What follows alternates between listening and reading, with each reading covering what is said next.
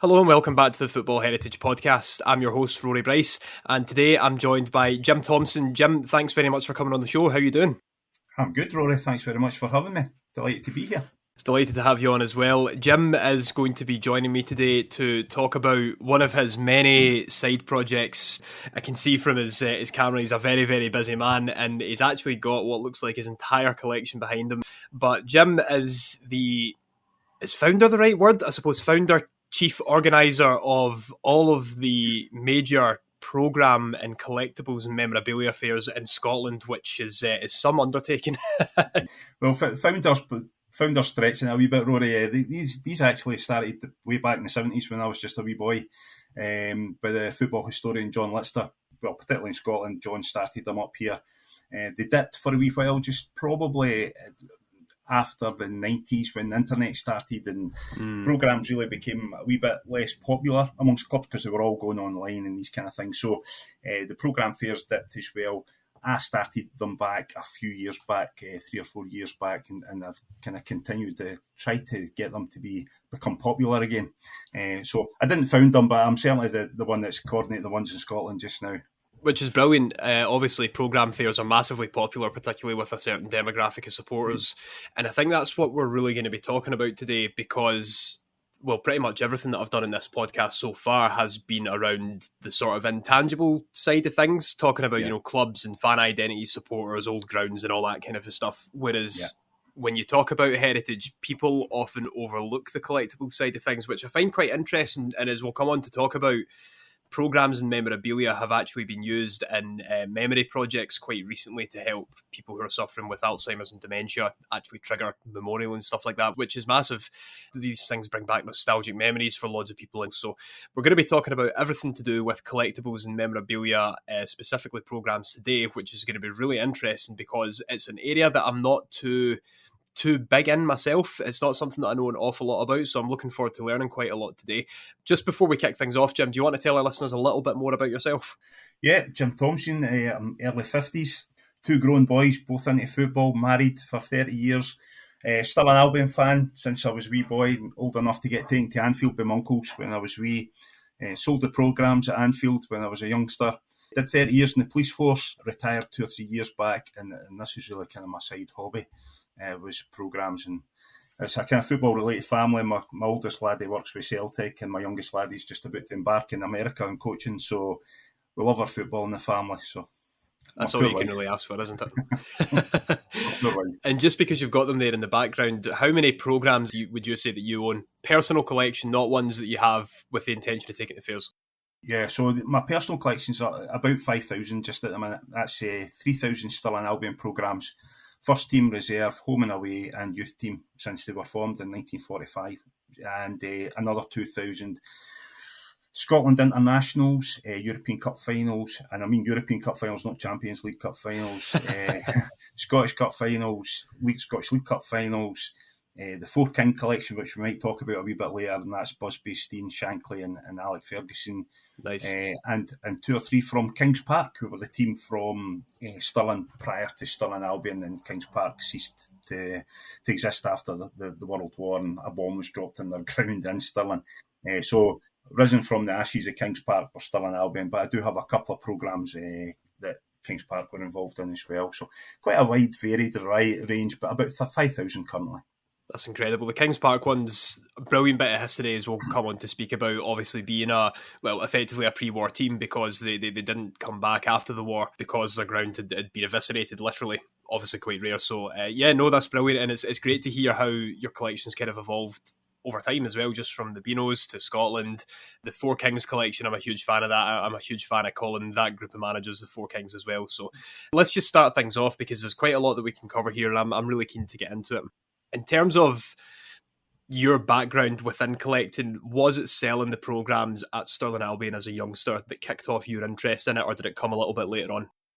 I think even before I started selling programmes, my uncle would give me programmes when I was a wee boy, and I would be amazed, because at that time, obviously, you didn't have football on the telly 24 hours a day, so you didn't have access to the big English Premiership clubs and all these kind of things.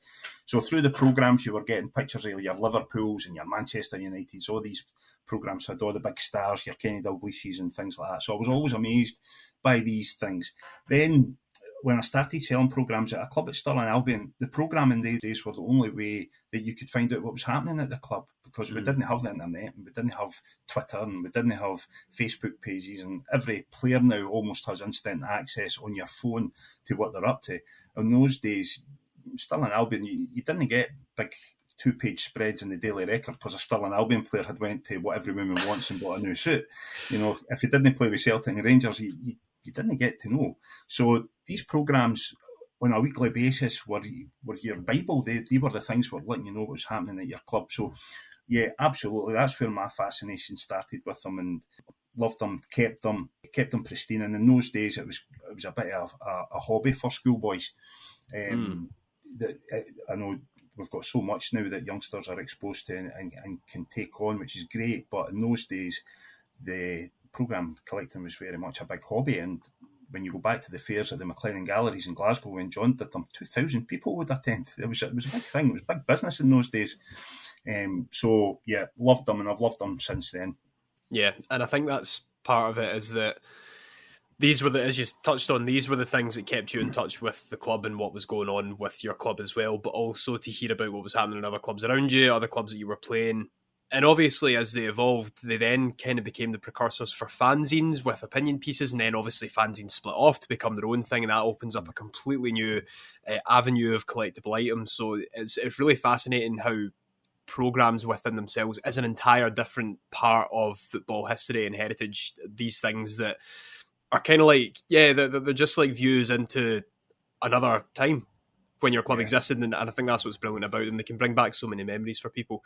And is it just solely programmes you stick to? Do you have any like pennants, badges? I know they are quite big things as well. Obviously, jerseys, another big one. Yeah, programmes are my main vice, if you like. I do have one or two other wee bits. For some reason, I've got the key to the referee's room at Anfield. I don't know how I managed to get that. But it's in my collection. It's one of those weird abstract things that I have, and some of the advertising posters and these kind of things. But I don't go out to look for them. I've got 500 team sheets. Why I have 500 team sheets, I don't know. But when I get a team sheet, I put it with the programme, and I've got 500 of them. It's a sickness. My wife will tell you it's a sickness. But no, and I appreciate that shirts are massive amongst youngsters nowadays. It's all about shirts. Yeah. You look at YouTube, you look at fans' channels, shirts play a massive part. And that's great. That's great. Every football fan is a collector. I totally believe that. Every football fan is a collector. Maybe to varying degrees, and maybe not quite as extreme as that. But they are football collectors, and everybody has got a memento of their team. And it might be a shirt or a collection of shirts, it might be a collection of badges. The list is endless, Rory. It's what we are. It's the biggest collected sport in the world. So, but mine's is predominantly programmes with a spattering of other things in there as well. I quite like that. I mean, so I've got under 10 programmes in total. They're not something that have ever really grabbed me. I've got some badges. The majority of my collection was given to me that was either my granddad's or my uncle's or my mum's, and it was predominantly Celtic from their end. So I've got, my mum's autograph book and my uncle's mirror with like Billing and stuff like that on it. Just like bizarre tat stuff, do you know what I mean? But it's like they get passed down, and that's what's quite interesting about it as well. But you're right, football fans are inherently collectors, and jerseys are huge at the moment as well. But you see people going around with scarves covered in badges and things like that, and if they get lost, like they're of huge sentimental value to people, and that's part of the collector's toy box as well, if you want to put it like that. These are all the things that we need to think about. And I guess, and you'll probably agree, is that every single programme or item that you have has some kind of personal connection to you, and you can look at that and think, oh yeah, I remember that from that day, and yeah, that was a great day, that's when we won the league or whatever. Yeah, and that's what kicked it off for me again, because I was lost to the hobby for a number of years. When I joined the police at 16, I met my now wife at 18. We bought a house, then we get married, and then we had kids. I was working shifts, 2 young boys, so I wasn't really getting to the games. I wasn't really getting the programmes. Fast forward many years to COVID, and like everybody, looking for things to do. I was up in the loft, sorting the loft out, and there I came across my box of old programmes, still in their cellophane wrappers that I used to put them in as a young boy to keep them good. And me and my boys had a great time that night up in the loft, and that was me really. I mean, they grew up Albion fans as well, season ticket holders, and there was the three of us, and I'm reminiscing about great players in my day, what I remember growing up, and things that were happening at the club and these kind of things. So it started back for there, and I thought, you know what, I'm going to see if this is still a thing. Is it still a thing? And when I went online, I was surprised to find that as much as online has killed or has done a lot of damage to programme production at clubs, it's still keeping the hobby alive. There's still Facebook pages dedicated to programme collectors, programme sellers, and these things. And that's when I got right back into it again. And although that community's shrunk a wee bit, it's actually probably the same community as it was 30, 40 years ago. We're all just a lot older with greyer hair. But it still is active. It still is enthusiastic about the whole thing. So there was quite a bit of a space between. But each of these programmes, going back to what you were saying, in the loft that night, each of these programmes brought back a very happy memory for me, or a horrific memory for me, whatever way you want to look at it. But there's that emotional attachment. And then even when you get programmes of games that I've got for the 50s and stuff, before my time, they're still a tangible. They were actually at the game. These programmes were at the game. Some have notations on them as substitutes. They were there. And it's quite a thing to think about. And I'm not just talking about my Albion programmes. I've got a England-Scotland for 1932. You know, it's fast approaching 100 years old. It's just the whole heritage of the game captured in this tangible asset of a programme that no bookmark webpage will ever reproduce. It's as simple as that. Yeah, it's that tangible thing of being able to hold it and feel it. And, you know, again, it's tangibles and it's intangibles, because we talk about the physical thing and then you talk about, you know, the feeling of having it, and, you know, you can feel the history in its pages and all that. And sometimes it can come across as a wee bit cheesy, but in reality, it is the truth of it, though. It's like, This is something that was at the game 70, 80, 90 years ago or more. Yeah. Like, how can you describe the feeling of holding something like that? It's a direct link to our football past. The players it's describing, it's not talking about people in hindsight, it's talking about them as they were in there in that day, and that's something that I think a lot of people struggle to wrap their heads around, myself included, because it's something that we can't really comprehend in the modern day, especially with, as you said, a lot of the kind of internet focused stuff and online focused things that we get now. You know, so much seems to be going to digital. In terms of your actual collection then, and the things that you have, that's obviously where your obsession started, just by, you know, and it's weird, it's always this kind of chance activity of like cleaning out a loft or something like that. What would you say is, or well, from your experience as a collector and organising fairs, are there any items that really stick out as being the most popular or sought after in terms of programmes? I mean, I could probably imagine, I mean, I don't know, you know, it's all relevant to who you support, but are there any sort of general ones which are really popular? I'd probably imagine some of the Scotland, European and World Cup campaigns. Yeah, I mean, and that's great. You kind of touched on it there. So that's a great thing about the collecting habit, or the collecting hobby, I should say, is that grails or holy grails are personal to that collector. And I'll give you some examples of that. So Rangers played a team called AEK Vorwärts in Europe many years ago. The programme for that is quite rare. A lot of Rangers collectors would love it. It was selling for over £2,000. Copies of it was selling for over £2,000 a couple of years ago. It's now sitting about £1,500. Aberdeen played a team called Honvid in Europe away in 1970, I think. It's like hen's teeth trying to get that programme. Possibly less than a dozen exist. God knows where it would come up. I've never seen it come up. And I don't know many Aberdeen fans that actually have it or have seen it come up for sale any time in the recent past. Hibs were the first team in Europe, European Cup. The three home games they played that season, 1955, would cost several £100s. I'm fortunate enough to have the first one, the Rock-Weiss Eisen game, and they've all got grails. They're the very expensive ones. But then you can take it to the extreme. My friend went with me to a Stirling Albion game in November 1988. He had just newly qualified as a referee, and we went to Stirlingshire against Albion, and he was called up to do the lino for the first 15 minutes because the lino was late. For years he searched for this programme, which was 40p in its day. It was a rubbish programme. You should see it's not worth 40. It's not worth 40p now, but to him, it's very, very valuable. He's eventually got a copy of it.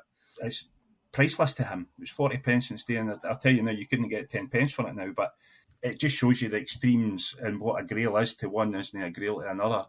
It's amazing. It's brilliant, and everyone's got a story behind it. It's a grail for a particular story. It doesn't need to be an international. It doesn't need to be a big cup final. It could be the first game you ever went to, with your dad. It could be your last game you went to with a loved one, or it's so many different reasons as to why it holds that importance to you and why it's a grail. But yeah, it's wide and varied. Yeah, that's it. I mean, I'm reading a book at the moment called My Father and Other Working Class Footballers by Gary Imlach. He's talking about the life of his dad, Stuart Imlach, who had quite a prolific career. He played with Nottingham Forest, Derby. But the way that he starts that book is that he's at a programme fair, and amongst all these people looking for what they consider to be their holy grail, he's effectively looking for a programme which mentions his dad, because he's had, a bit of an epiphany that he didn't really ask his dad a lot about his career when he was alive, and now he's trying to find out about it, one, posthumously, but also vicariously through reading these programmes, so that it can be very personal for a lot of people. And I thought that was a really good way of doing it, is that something that might be absolutely worthless, like even programme collectors with their understanding of how personal they can be might look at a programme and think, why would anyone buy that? Yeah, absolutely. It can be for any reason. So I volunteer at Stirling Albion Club Shop. We try and have, space limits us, but we try to have a backlog of programmes there for sale. And last season maybe, or the season before, there was a chap came in. I'd never actually seen him before. And he was standing looking at the programmes, and he let out an audible gasp. And it was a Stirling Albion Rangers programme. And it was a Rangers home programme at the time when the teams were on the front. So you're talking about the kind of late 50s, early 60s. And he says, I can't believe this. How much is this? I think it was maybe £3 or £4 I was charging for it. He says, my father-in-law played the game. He says, and we don't have anything from his career at all. Mm-hmm. And that's him on the team lineup on the front page. Brilliant. He says, and he only played a handful of games. He only played a handful of first-team games.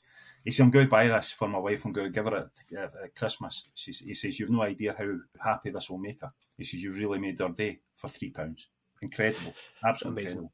Those are the kind of stories that I love that comes with collecting things like these, is that every single thing has a personal memory for someone in them, as we've spoken about. It really is magical, and the fact that it's the little interactions like that that really kind of bring it home as to what you're actually doing and what you're providing people as well.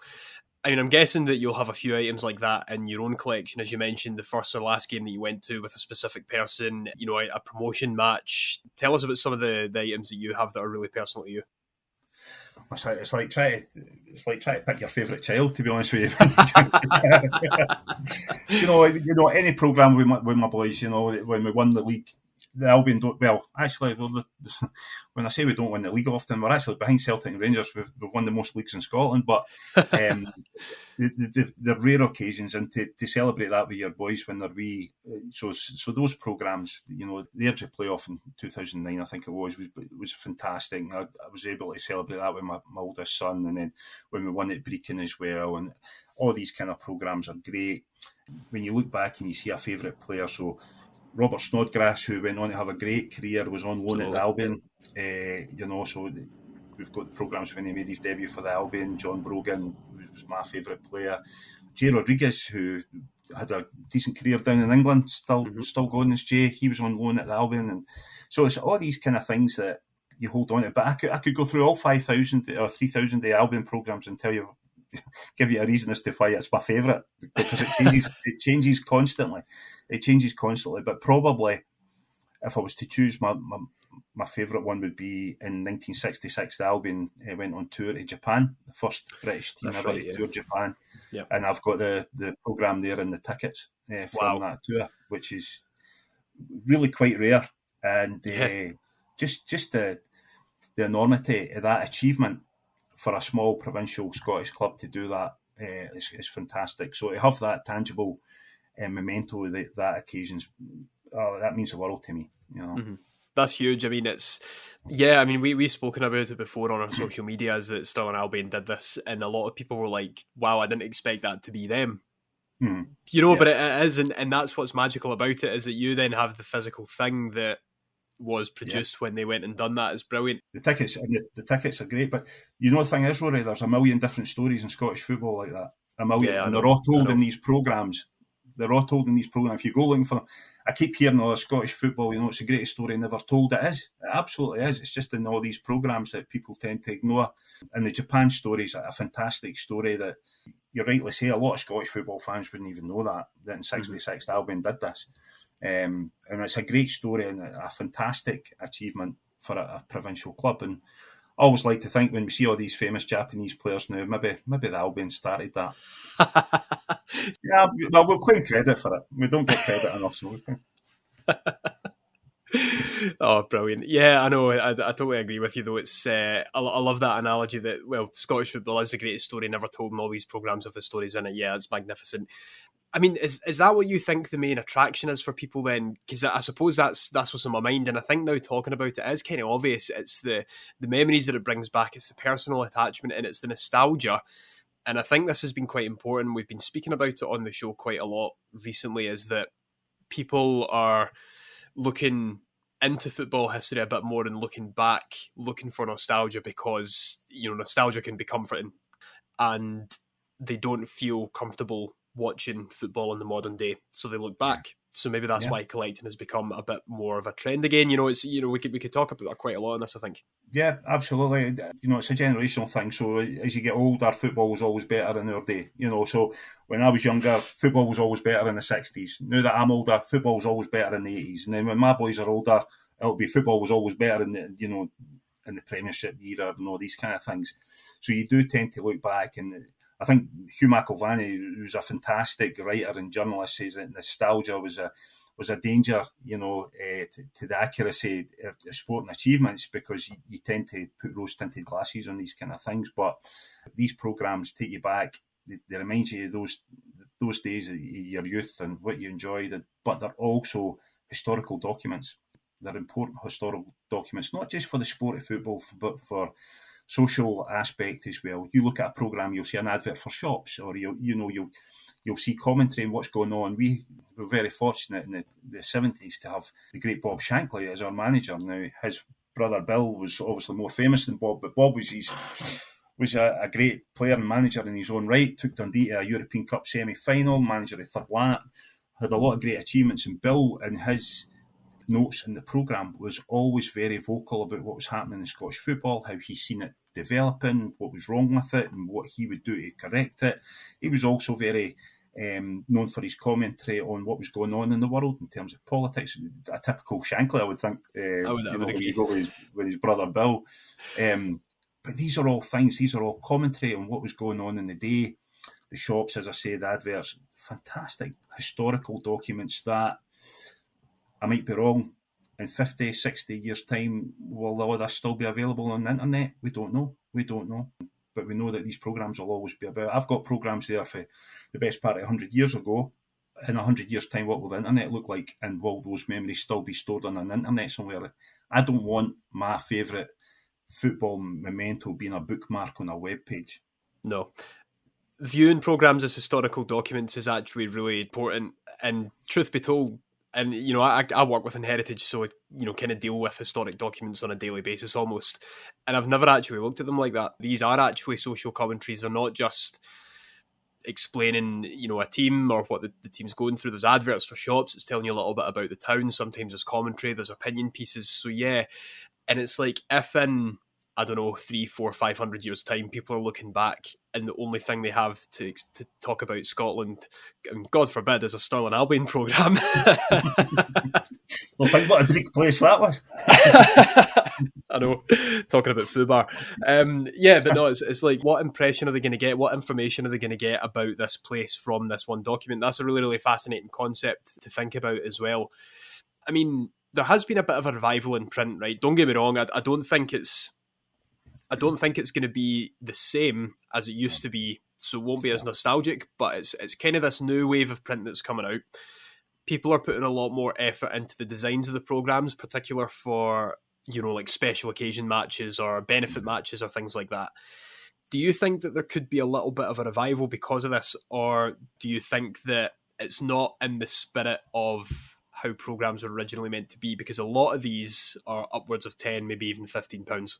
Yeah, so you'll still get your European Cup finals or your Champions League Cup finals. You'll still get them, and they are big massive brochures now, and you're right, they're not in the spirit of why a football programme was originally designed. It was a scorecard. It was basically the scorecard, maybe the teams, and that was that. So they have developed quite a bit. It'll never turn to the day it was. I don't ever believe that, but it'll never go away. And it'll ebb and flow. It's maybe a poor comparison, actually, but vinyl records, vinyl records, I was told, was dead. Now it's the big rage again. I don't think football programmes will ever become that again, but it'll never go away. There's always a place for it in society. There's always a place for it at clubs. It was one of my own vices for my 50th. Myself and my friend went on a wee tour of football grounds down in England. Brilliant. And we went to a lot of non-league grounds. Non-league down in England is fascinating. It's a fascinating concept, the non-league football down there. Every club's got a programme. Yeah. And it's almost taken back what the Premiership and Sky has stolen from them. It's taken back the working class element of the football. Yeah.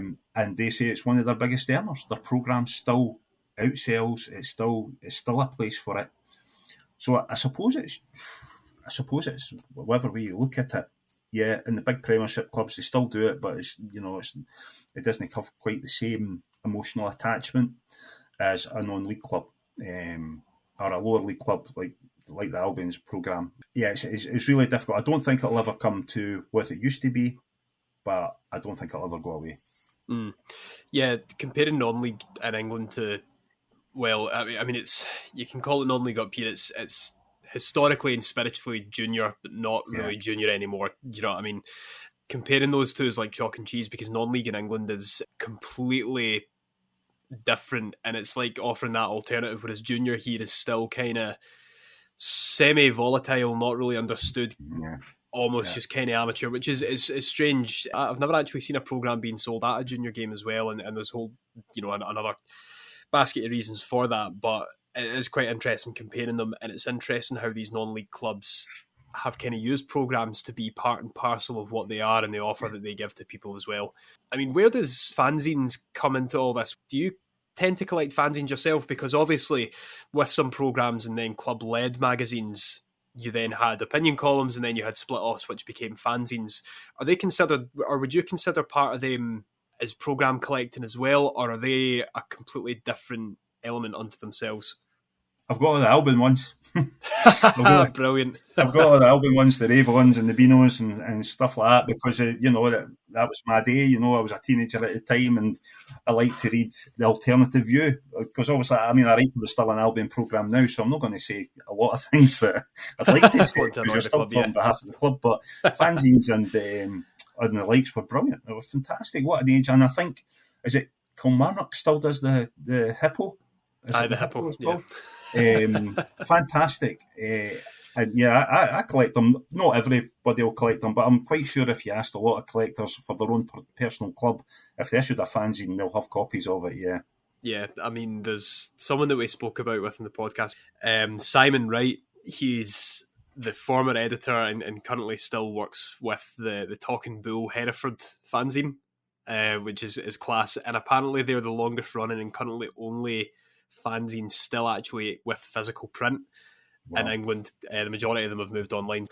Just before we look to finish up, Jim, tell us a little bit more about your programme fairs, because we haven't really touched on those yet, and that's the whole reason that you got in touch in the first place with us was to talk about them. So yeah, let's hear it. So the programme fairs came about, as I say, they've always been around for the late 70s, as I say, through John Lister. When I got back into the hobby, it was really just the one, and that was being held in Glasgow by Douglas Stevenson. Now, Douglas runs D&D programme shop in Kilmarnock, and I went along to a couple, and online I noticed that there was a few remarks saying that Douglas runs a great fair, but it's the same every year, it's the same vendors, it's the same location. So when you do that and it's repetitive, you tend to get a bit of boredom sets in. So I happened to mention online, how about I try to get one in Stirling and see what happens? And I was amazed at the, the interaction and the yeah, definitely, let's do that. So I had, at that time, I had vendors from Newcastle. I had a vendor come up from Sheffield. I had a vendor come down from Aberdeen. We had 15 vendors. We had 160 people turned up on the day, which was fantastic. It was brilliant. So then I got a phone call from Douglas, And I know Douglas, because Douglas and Brian Johnson, who owns Almond Vale Programmes in Edinburgh, have been brilliant with me, filling my gaps in my collection and helping me with the fairs. Douglas phoned me and says, can I speak to you? And I thought I'd maybe stepped on his shoes a wee bit. I went through. He says, no, absolutely to the contrary. He says, I don't really want to do this anymore. Any chance you could take on the Glasgow one? Which I did. So I took on Glasgow, had Stirling, and I thought, why don't we just take it all around the country? So for the first year, we hit places like Dumfries, we went to Aberdeen, we've been in Dundee, Falkirk, Stirling, we've done Glasgow, done Edinburgh, and going forward now, as I say, if you have too much, the one thing you'll start to get bored of it. So we'll have 4 a year. And the next one's in Stirling on the 23rd of February. And this year we'll do Stirling, Glasgow, Edinburgh and Aberdeen. Next year we'll do Dundee and Fife again, because we've been in both these areas as well. So they're proving really popular. The last time we held it in Stirling, we did it at Fourth Bank. We had 200 200 collectors. Fantastic. And we've had people involved, former players. We've had historians, Andy Mitchell, who you might know, John Lister. All these guys, all these experts, and it's fantastic that Dougie Bell, former Aberdeen Rangers player, turned up with a couple of friends, playing friends as well. So it's been brilliant. It's been absolutely brilliant. It's just kind of taking off from there. We started a Facebook page, and I was hoping to get maybe 200 or 300 on it. It's now at 2,300. My Twitter page is 1,100. So for something that's meant to be dead, we're doing okay. Doing okay, yeah, definitely. The thing is about programme fairs is you see so many people just going about their business, flicking through things, but there must be some great stories that you have from it as well. Is there any that really stick out from the times that you doing the fairs? The fairs are brilliant, and there's 100 stories about people finding stuff that they didn't know existed, or there is that connection to family. There is so many, and it's a great community, and it's a great day. And even if it's just the chance for somebody a wee bit older than me to come and tell me all his great stories about how he was at Hampden for the 1960 European Cup Winners' Cup final between Real Madrid and Eintracht Frankfurt and these kind of things. It's just a great day for football fans, and if you're a collector, it's a bonus. That's what I would say about them. They're just really good days for football fans. I would completely agree with you. I think it's something a bit different because, yeah, it is just a day for football, and you're going about being in amongst these historic items and looking for something that maybe piques your interest as well. So I would completely agree with you, and I would urge any of our listeners, particularly those who are based north of the border, to go and try and visit one of the Scottish memorabilia and programme fairs. I think it is the ones that you run. The next one, well, this episode will be out sadly before it takes place on the 23rd of February, but if you have any that are going to be taking place in March or April, Jim, or further in the future, then now's your time to try and advertise those a little bit. Yeah, so we'll be in Glasgow in July, and we're looking to have it at the Hall of Fame at the National Stadium at Hampden Park. More details on that just very soon, hopefully. And then later in the year, probably about October, we'll be in Edinburgh, Benfield Bowling Club, and then at the tail end of the year we'll be back in Aberdeen, and we're still to decide on a venue for that one. So we'll have 4 this year. I'm also taking over editorial at Programme Monthly, which was a publication that started again 40 years ago by John Lister, and in that magazine, which comes out every month, it's a collector's magazine. It's a trade magazine for collectors about programmes and memorabilia. So that's something that I do as well. So it's busy time. Keeps you busy. It is. I never tire, that's for sure. But it's something that you enjoy doing, and that's the main thing. And that's a commonality just amongst other people that I've spoken with on this as well, is that everything about football they enjoy doing, and that's what makes it worth it at the end of the day. And if it brings you closer to your hobby and your club, then nothing you can really complain about there. Is there anything else that you want to add, John, just before we finish up for today? No, I think that's me, Rory. I think it's Scottish football, as I say, has got a million great stories. They're there for people to read. You just need to know where to find them, and 9 times out of 10, that's in a programme. Aye, absolutely. And I think if you have a think about what your favourite fixture is, favourite historic fixture or a fixture you want to know more about, don't go straight to the Wikipedia page. Go and try and find a programme. Try and find a programme that you can get for like a couple of quid or something like that. Just try and find it and see if it will give you a deeper insight, and it will give you a deeper insight and a better feeling about what this match was actually like, because it's much better than just going and looking at it online. But no, Jim, that's been brilliant. Thank you very much for coming on the show. It's been great chatting about programs and memorabilia and all things collectibles. It's been great to hear your perspective on it and hear the different things that programs and collecting can actually do for football fans as well. Of course, if any of our listeners want to ask any questions about this episode, or if they want to get in touch with any topics they want us to cover, then please do get in touch. You can DM us on X or BlueSky, that's @_footyheritage, or you can email us at hello@footballheritage.co.uk as well. But for now, Jim, say goodbye. Bye-bye, everybody. It's goodbye from me as well. We'll see you all again next week. Goodbye.